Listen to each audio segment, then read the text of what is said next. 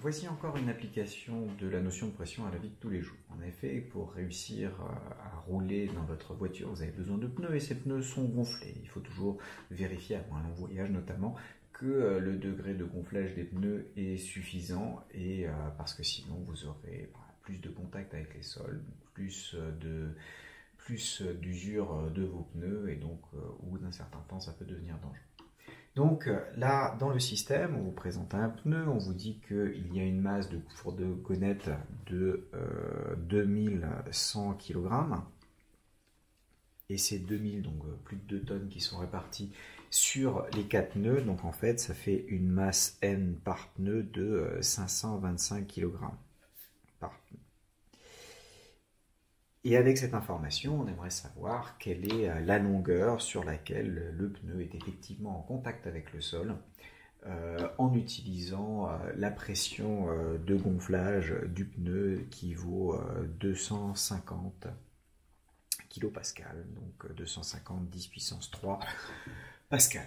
Voilà, donc comment est-ce qu'on peut essayer de déterminer dans un premier temps la surface de contact en centimètres carrés d'un pneu avec le sol et dans un second temps, connaissant la largeur ici, pouvoir en déterminer la longueur sur laquelle ça l'est.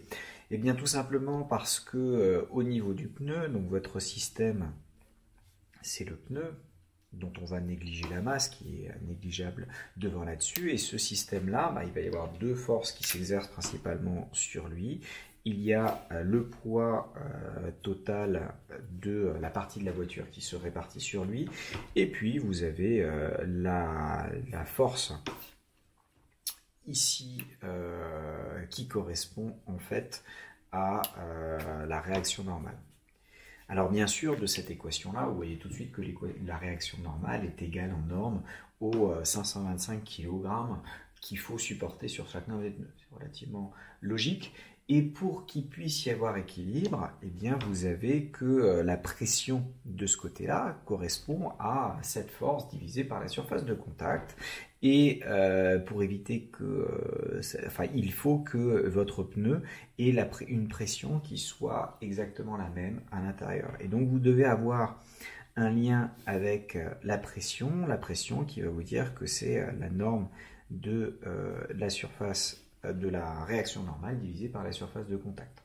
Donc cette surface de contact doit être égale à cette fameuse norme de réaction normale divisée par la pression, et donc ça nous donne du 525 fois G. Alors l'énoncé dit de prendre G égale 10 newtons par kilo divisé par les 250 10 puissance 3. Donc 525 sur 250, ça fait presque 2. On va approximer juste pour faire les calculs. Donc là, j'ai 2 et 2, 10 moins 2 en mètres carrés. Et 2, 10 moins 2 mètres carrés, ça fait 2 décimètres carrés et ça fait donc 200 centimètres carrés. Donc vous avez une surface occupée au sol qui va devoir être de l'ordre de 200 centimètres carrés. Pour déterminer la longueur L, vous savez que la surface c'est longueur fois largeur ici, donc ça va être la surface divisée par cette largeur. Donc si je mets tout en centimètres, donc j'ai du 200 centimètres carrés divisé par 20 centimètres. Et donc vous avez cette longueur L qui va valoir 10 cm. Donc votre pneu va être en contact avec le sol sur une longueur d'à peu près 10 cm.